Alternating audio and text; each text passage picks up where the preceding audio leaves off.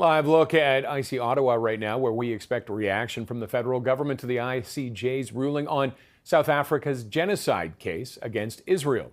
The Liberal caucus is meeting again today, and the government has already said that it will abide by the World Court's decision.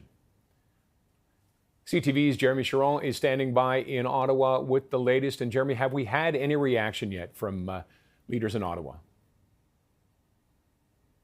From leaders or government officials in Ottawa yet, but certainly there are calls and pressure for them to react to this. Advocacy groups, Middle East advocacy groups, are calling on the Canadian government to come out and publicly support the ICJ's decision here and the ruling to call on Israel to take some of these measures, 6 specific measures, to try and make sure the genocide is avoided in the Gaza Strip. But we have not heard anything yet. And look, the last time when South Africa first presented its case in the International Court, there was a bit of a delay as well. We waited some time for the Canadian government to publicly come out with its position. There were calls on both sides for Canada to either support South Africa's call or deny it. We know that the U.S. came out publicly quite quickly against South Africa's case in the International Court.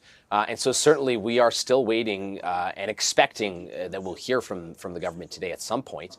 But at this point, it's not clear publicly where they stand.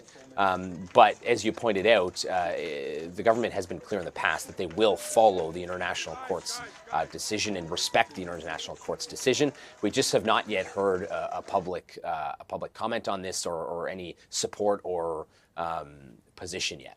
Okay.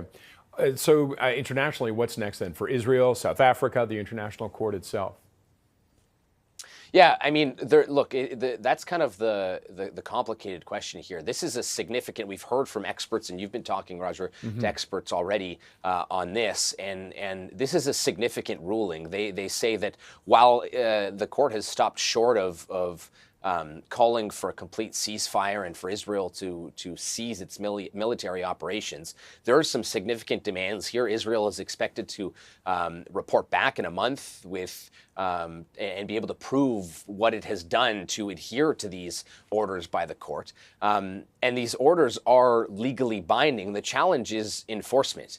There is an option for the UN Security Council to vote on this, but that vote could also be vetoed by any of the permanent members at the UN Security Council, and the U.S. is one of those permanent members. And we have seen in the past that the U.S. has supported Israel in kind of throughout this process. So it is a challenge. It will be a challenge to see how this is legally enforced.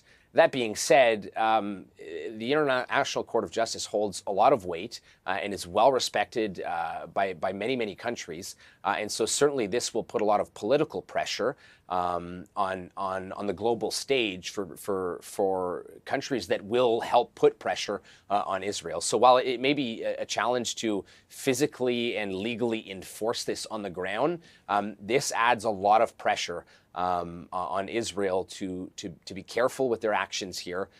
When we've heard already from Benjamin Netanyahu reacting to this, he says that they are fighting a just war like no other, and will continue to defend itself while adhering to international law. So, of course, Israel doesn't support this decision, but we're hearing that they'll continue to fight, and they believe they've already been fighting while following international law, and they'll continue to do so. Okay, CTV's Jeremie Charron. I'm sure we'll be back to you later this morning. Thanks very much for that update.